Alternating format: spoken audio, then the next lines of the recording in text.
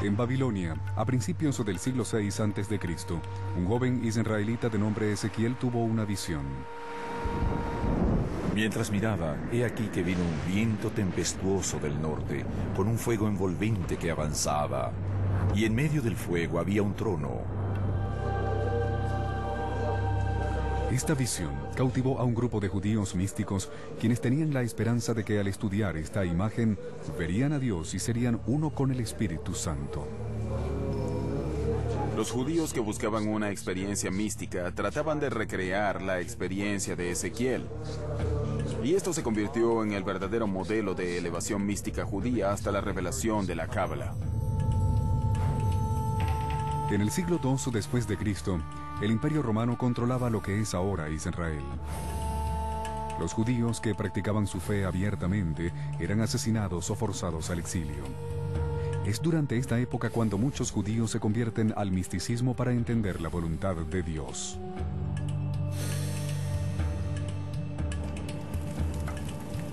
El rabino Shimon Bar Yochai es uno de los hombres que buscaba respuestas. El rabino Shimon fue un gran defensor del pueblo de Israel y demostró que Israel tenía una relación íntima con Dios. Debió escapar de los romanos, quienes lo perseguían para ejecutarlo por las consignas antirromanas que decía. Según los textos judíos, Bar Yochai se escondió de los romanos durante 13 años en esta cueva en Pecaín, Israel. Aquí, Bar Yochai meditaba sobre Dios y el universo usando el Torá, las escrituras hebreas, como su guía. Sus hábitos únicos y prácticas devotas lo convirtieron en una de las figuras clave en la historia de la Cábala. Al igual que Bar Yochai, otros pequeños grupos de místicos judíos buscaron lograr un mayor entendimiento de Dios. Ya que Dios no venía a ellos iban a donde estaba Dios, por lo que necesitaban algún tipo de experiencia con lo divino. Utilizaban ciertas técnicas de meditación que funcionaba como un trance hipnótico. Sus actividades se mantenían ocultas. Los místicos advertían que esta práctica era demasiado peligrosa como para que la intentaran los no iniciados. Las antiguas leyendas hablan de novicios que enloquecían o incluso morían al no estar preparados para las poderosas fuerzas espirituales que desencadenaban. Si no eres suficientemente puro y modesto, entonces Dios podría no aceptarte. Entonces Dios podría no dejarte ir en ese viaje. A través de la meditación, los místicos creían lograr una visión de Dios como la que experimentó el profeta Ezequiel. En esa visión, la entrada al cielo estaba bloqueada por una serie de puertas. Los místicos aseguraban que esos secretos los ayudarían a entender los pensamientos de Dios. En el mismo periodo, místicos o desconocidos registraban una idea asombrosa en un libro influyente. El texto se llamaba El Libro de la Creación o Sefer Yetzirah. Describe cómo Dios creó el mundo con las 22 letras del alfabeto hebreo. Dios habló y dijo que se haga la luz. Obviamente la palabra de Dios fue el agente creador. Pero, ¿qué lengua hablaba Dios? Dios hablaba hebreo, por supuesto, así que las 22 letras del alfabeto hebreo fueron el alfabeto de la creación. Lo que hace el Sefer Yetzirah es tratar de describir cómo Dios creó el mundo en forma más detallada que el Génesis. Crea la noción de que Dios creó el mundo a través del lenguaje, pero ahora no son tanto las palabras, sino las letras individuales.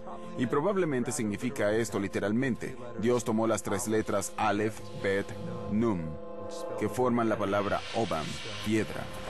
Al combinar esas letras se creó una piedra. De igual forma, Dios creó cada objeto en el universo con la combinación de letras con números.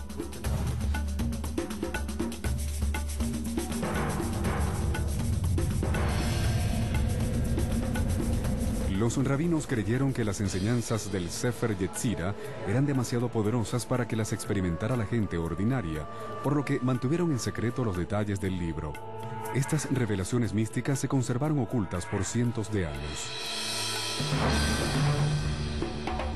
En el siglo XI, los cruzados empezaron una nueva ola de persecución contra los judíos cuando los ejércitos cristianos trataron de arrebatar la Tierra Santa a los árabes. Al huir de la tortura y la persecución, los judíos se dispersaron por toda Europa y el Medio Oriente, llevando sus tradiciones secretas a nuevos territorios. Por el siglo XIII, las enseñanzas místicas se propagaron por las comunidades judías en lo que ahora son Alemania, Francia y España. El término Cábala significa recibir en hebreo. Ahora se hace ampliamente conocido para describir la práctica. Estamos hablando de un pequeño grupo de maestros judíos, rabinos, gente espiritual que rescata sus antiguas tradiciones, desarrolla técnicas de meditación y que recrea a Dios de maneras algo asombrosas.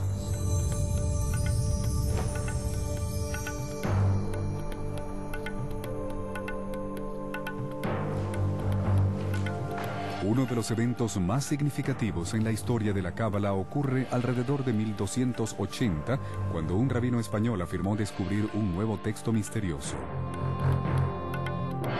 Pronto se convertiría en el único y más importante libro en la Cábala. Se le llama el Zohar, que significa esplendor en hebreo. Es en realidad la obra maestra de la Cábala. Las ideas del Zohar son muy radicales y asombrosas. Escrito principalmente en arameo, sus páginas están plenas de símbolos arcanos y lenguaje erótico. Al provocar abajo hay la misma provocación arriba. Hombre y mujer unidos, impera el deseo.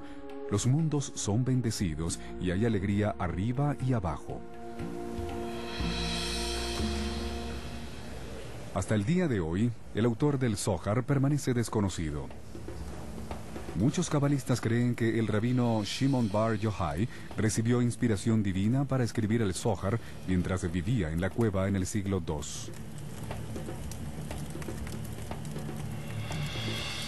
Otros sospechan que el manuscrito es 1000 años posterior y escrito por un cabalista español o un grupo de rabinos. En cierta forma es la escritura aramea de alguien que no conoce muy bien el arameo. Extrañamente se pueden encontrar en el Zohar palabras en portugués y español medieval. La pregunta que se hacen los estudiosos desde hace 200 años es: ¿quién lo escribió? ¿Y cómo llegó aquí? Pero el misterio más grande del Zohar reside dentro de su texto místico. Debes trabajar muy duro para descifrarlo y por eso es tan atractivo. Es por ese juego fascinante en el que participas y tratas de revelar un misterio. Descifrar estos complicados pasajes promete un mayor entendimiento de Dios y de sus relaciones con los humanos. En realidad, el Zohar ve la Biblia como un código secreto. Cada evento en el Zohar, cada pequeña narración, cada ley bíblica está diciendo algo no solo de lo que sucede en la tierra, sino sobre la esencia misma de Dios. Los cabalistas creen que si logran descifrar exitosamente el Zohar, resolverán los misterios del cielo y de la tierra. Uno de esos misterios es una revelación asombrosa sobre el cuerpo de Dios y su sexualidad.